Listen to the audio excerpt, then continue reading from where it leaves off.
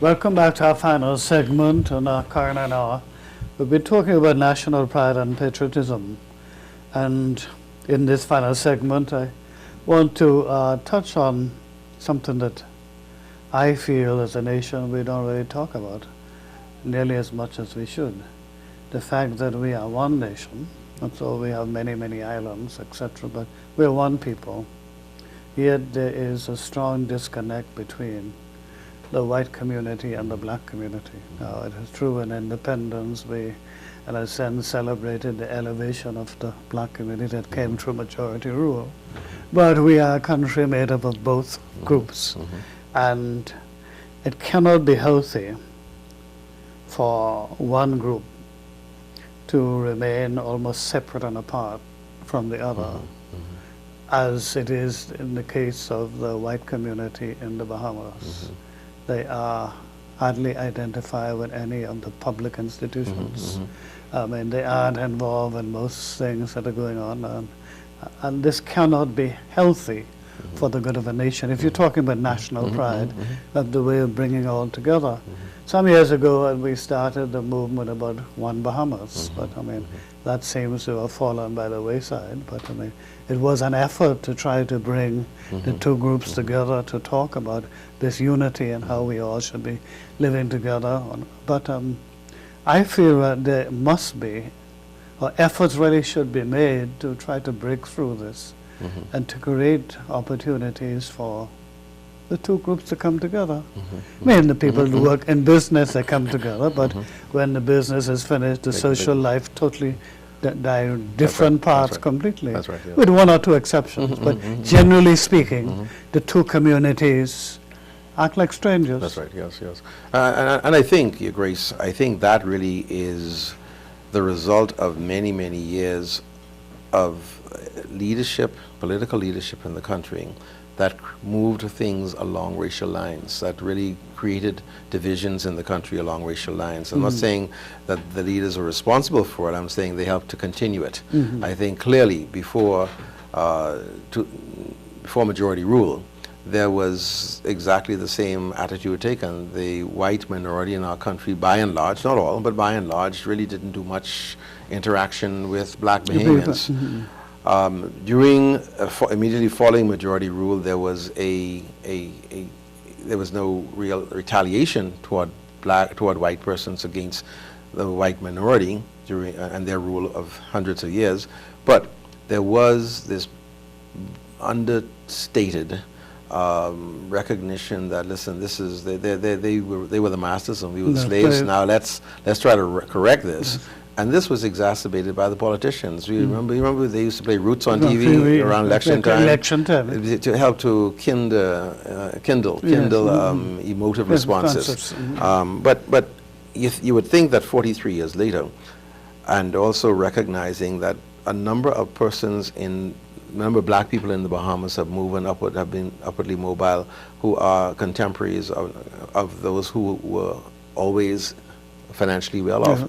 You would think that there would be more people coming together, and you would think that those young kids in school who had no reason to be separate but equal, that they themselves would gravitate toward one another naturally at the lower end because they weren't party and parcel and had no memory of that. But I think what's happened is that in the Bahamas, there are still pockets of racism that are very strong. There are still instances, and I'm talking about black racism and white racism, because the racism goes both ways. But there are still pockets of white racism where persons do not wish to be identified as black and wish to, be commingled and wish to party and socialize and so forth. It's okay for you to work for me, but after work, you go your way, I go mine. And until we are able to really understand, the national maturity mandates that we get beyond that, we move beyond that.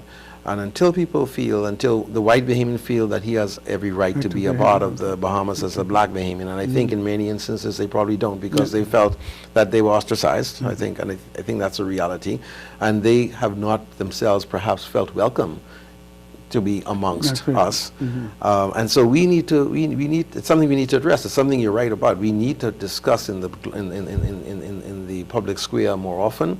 We need to understand it, and we need to do what we can to improve upon it, because until we do, we'll have this residual remnants of racism and social and division along race lines that we had in the past. Yeah, but unfortunately, the race thing is also connected to economics. Yes, it is. Because Yes.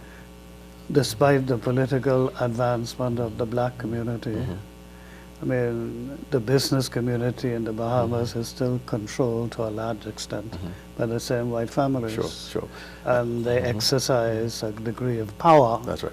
over other people, which I know a lot of the young people resent the fact that this is still the case. That's right, exactly. Yeah. I mean, Mr. Lyndon himself lamented the fact that at the end of his political career, he had been unable to break through That's right. the economic wall.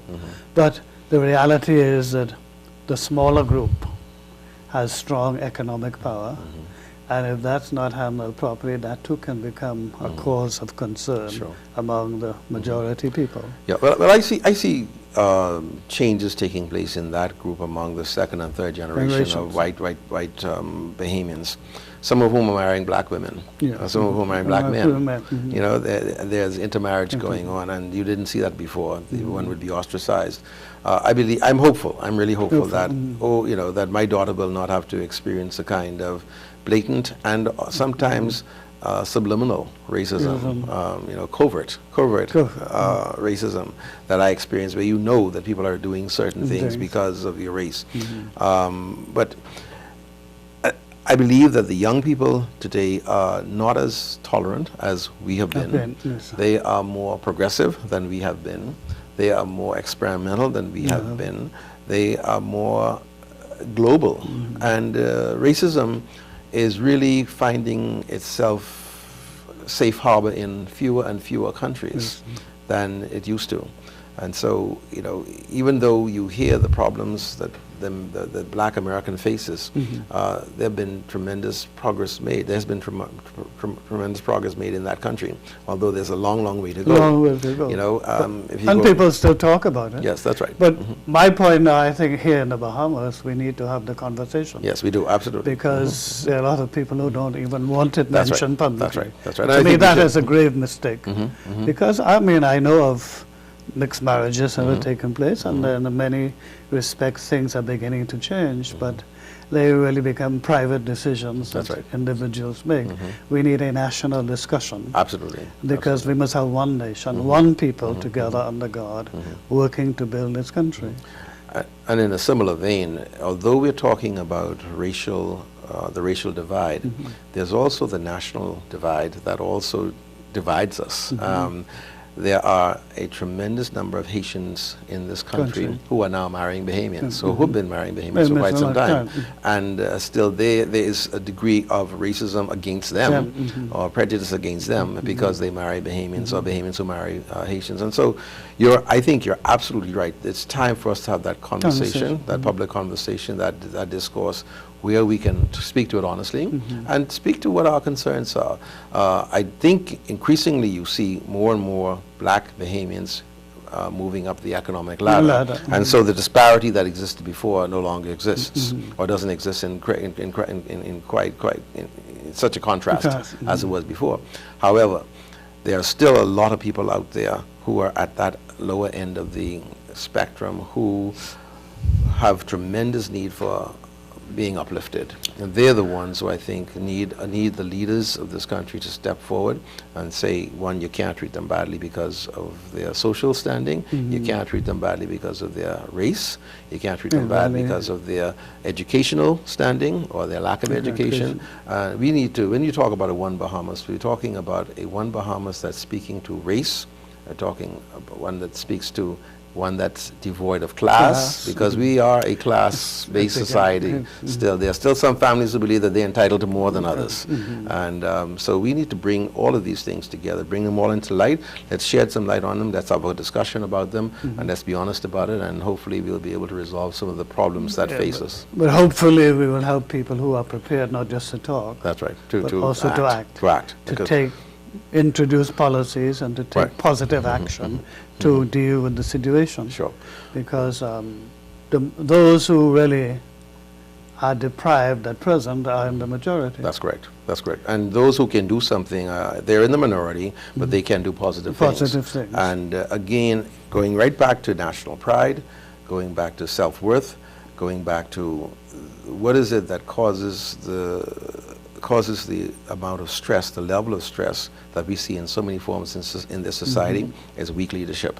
The leaders in this society are prepared to pay lip service to One Bahamas, are prepared to pay lip service to Bahamians first, are prepared to pay lip service to empowerment, but they're not prepared to do what needs to be done to make these a reality. And that is the greatest indictment against this group of leaders at this time in our history. That will, that we're going to look back and say, they were the worst group of leaders to lead this country during that period of time. And this is now the 21st century. Exactly. I mean, time is running out on us, and we must take the kind of steps that are appropriate in the context and in the time in which we live. Sure.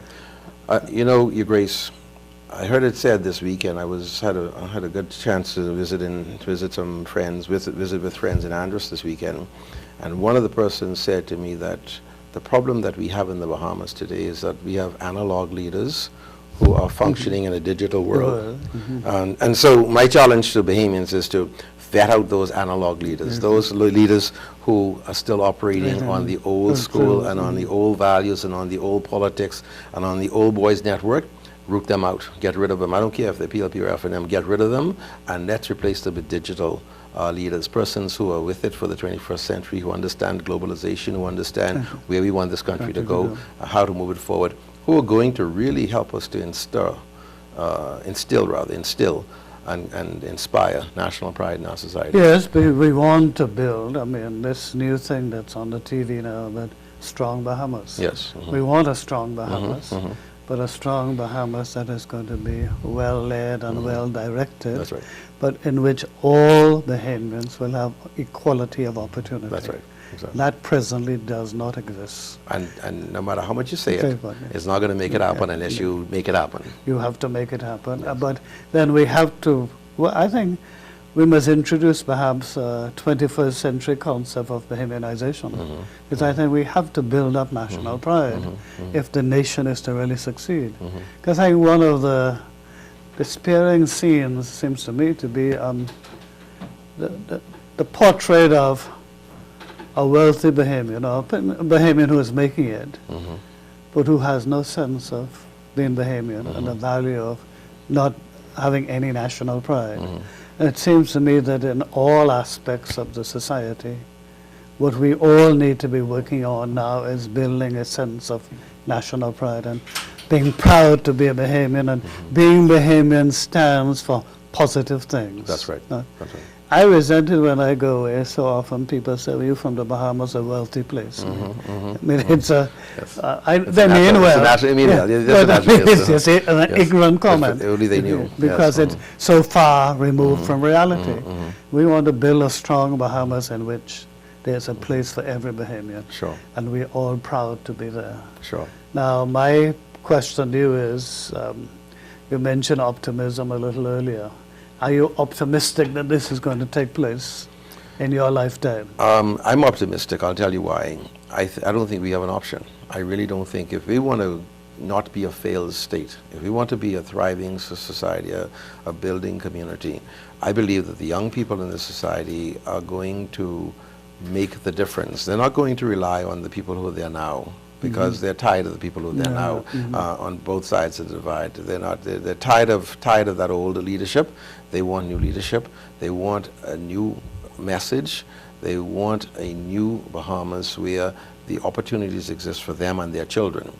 One of the things that is going to help me to appreciate that this is happening is when I hear fewer and fewer Bahamians saying, well, there's no reason to come back home. A lot of our students who are abroad in school are saying, something, I'm not coming home because there's nothing there for me.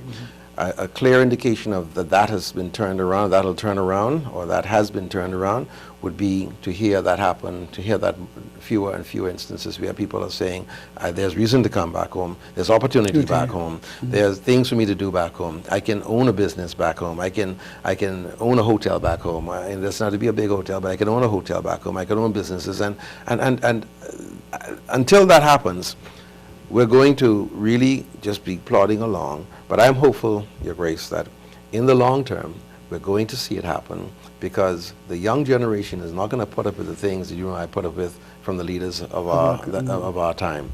It's time for us to now tell our leaders to cut bait, to fish, or cut bait. Or get on the boat. Okay, fish, you cut bait, or get out of the boat. There was perhaps those words of Sir Lyndon are not quoted too often. But it does seem to me that we are moving towards that point.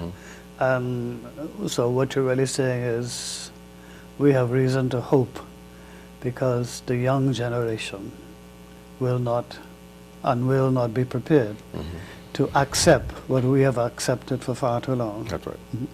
Well, I hope you're right about that, and that it doesn't take too long for it to happen. So I want to thank you again for coming and sharing with us. Thank you very much. And I hope that we've been able to help some people to take another look at what it means to be a proud Bahamian and what it means to build up national pride. Correctly. Good. And to our viewers, good night and God bless.